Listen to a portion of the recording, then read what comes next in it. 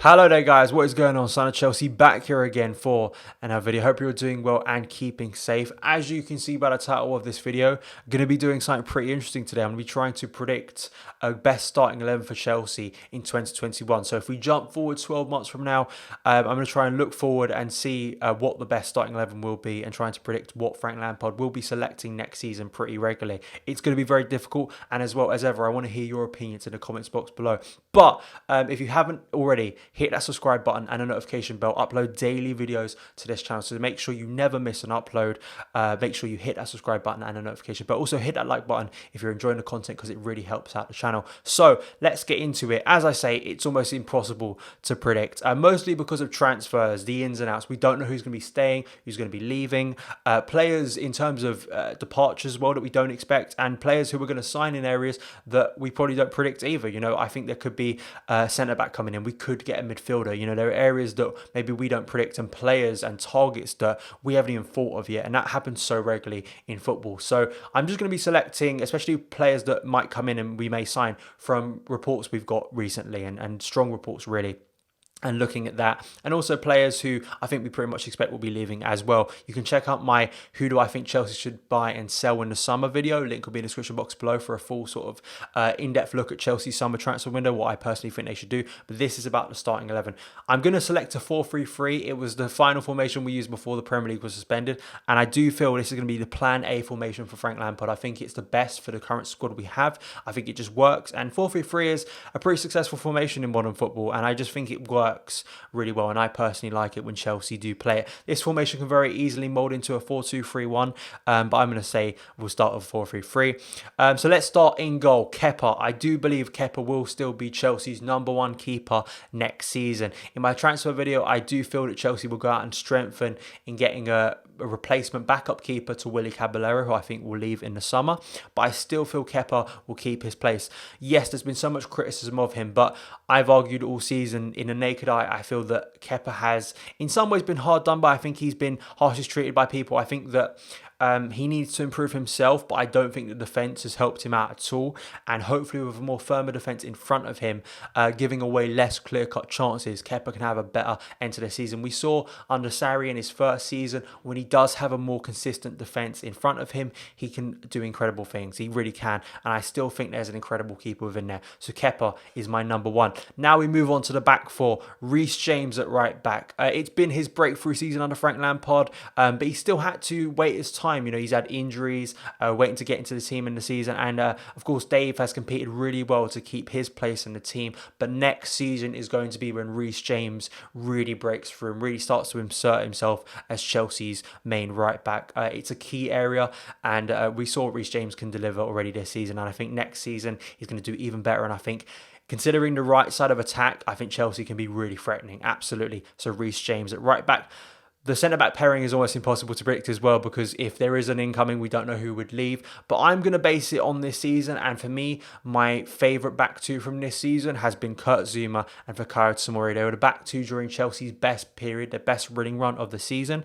And if I'm picking just based on the current centre-backs, this is the back two I'm choosing, just personally for me, because I think it has that nice sort of balance to it. I think they really complement each other well. I think Kurt Zouma has been a bit underrated this season for fans, and I think he's done really well. One of the best Chelsea centre-backs in what has been a difficult year for Chelsea defenders. And Fikayo Tomori is going to keep growing, keep on getting better. He looks so calm and composed on the ball. I think we need him in defence, and I think he'll get more minutes next season, even if he has fallen out of the team recently under Frank Lampard. Now let's move on to left-back, which is a really interesting position, because this is an area I think Chelsea are going to spend big in, and I believe the starting left-back next season will be Alex Telles. And with talks being in advanced stages apparently with Alex Telles and Porto, and that release clause of 40 million, I think Chelsea will go in and sign Telles from Porto. And I think it's absolutely, for me, top of the list in terms of strengthening. If Chelsea can match Reece James, not only pace, not only skill, but intensity on that right side, Chelsea can become such a threatening side on the left.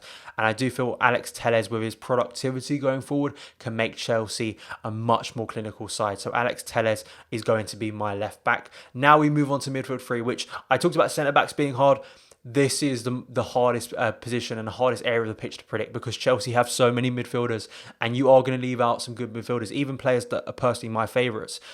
I'm going to pick a three. So at the base of it, N'Golo Kante. Yes, this may seem a surprise considering he's been injured for a lot of the season. There's a lot of concern. Will he ever return to his best? But if he does return to his best, if Frank Lampard can get him back to his best, he is, for me, in my opinion, one of the best midfielders in the world, best defensive midfielder in the world. And I just feel Frank Lampard, because of confusion over that midfield and trying to find the right balance, I think if Kante was to stay and play, I think he would be sent back to the base of Chelsea's midfield. But I want to pick up that Liverpool Super Cup performance from this season, where he was absolutely astonishing. Yes, playing in a more advanced role like he did under Sarri. But as I say, if Chelsea can get Kante back to anywhere where he was before, you need him in your team. He gives you one of the best outputs ever, and such a phenomenal player to watch for Chelsea. One of the best players I've ever seen play for Chelsea on his day. So I'm not going to give up on Kante, and I don't think you should either. Alongside him, Mateo Kovacic. He's been Chelsea's best performing player this season, most consistent performer this season. And any midfield for me is going to include the Croatian, because I think he absolutely deserves it off the basis of the performances this season. I'm sure next season he'll want to improve in terms of assists and goals, absolutely. But his influence is so key, and I think he's only going to grow from strength to strength now, getting that confidence of a good season at Chelsea. So he's in my midfield. And rounding off my midfield in almost the most attacking position that could be seen as a number 10. This is going to surprise some people as well. Ruben Loftus-Cheek. He hasn't played a minute of football for Chelsea this season. And it's such a shame that the Premier League did get suspended for a number of reasons, but fundamentally because Ruben was so close to getting that emotional return. But he's going to get that return. And the one reason I'm saying this is because I do believe he is absolutely ready to break through and become Chelsea's best midfielder, especially in attacking sense. Just go back and watch the way he played at the back end of 18-19. People forget the player we've got on our hands here. And if he can return anything to the form a bit like Kante, a transformative player that can score goals, that can burst through, that can add energy and pace and physicality and skill to that area. And he's got that anticipation now, I think, for goals, and he's got that eye for goal and hunger for goals. And he's going to be a player that's hungry to come back and hit the ground running. It's going to be, for me, a tussle between Ruben and Mason Mount for who gets the most minutes. And, of course, Lampard has preferred Mason Mount, but it's going to be really intriguing when Loftus-Cheek returns to fitness, what Lampard selects. So I'm going to go for Ruben Loftus-Cheek in my central midfield. Now we move on to right wing, and it's going to be one of the new signings in Hakim Ziyech, who is going to be on the right wing. We've bought him, I think it's going to be probably one of the most interesting signings of the summer to see how he deals with adapting to the Premier League and what he brings to Chelsea's attack. And you just imagine, I said it earlier in the video, Reece James on that right.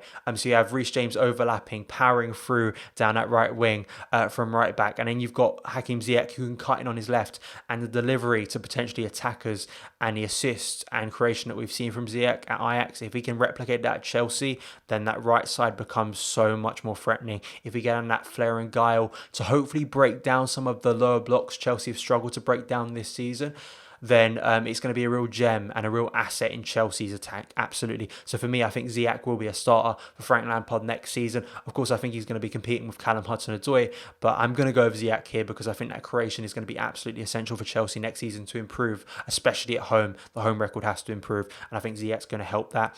On the left wing, it's going to be Christian Pulisic.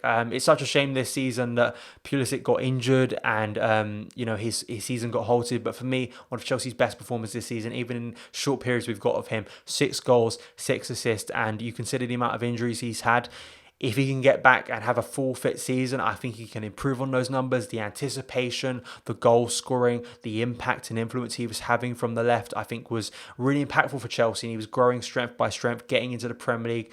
Look at that performance at Turf Moor. Look at the goals he scored against Watford and Crystal Palace, where really that anticipation he has in the centre of the box is something Frank Lampard is craving from his wingers, and Pulisic was offering that. And if you think if Ziyech and James's delivery can be good, Pulisic can benefit off that as well. So I'm going to go with Christian Pulisic at left wing.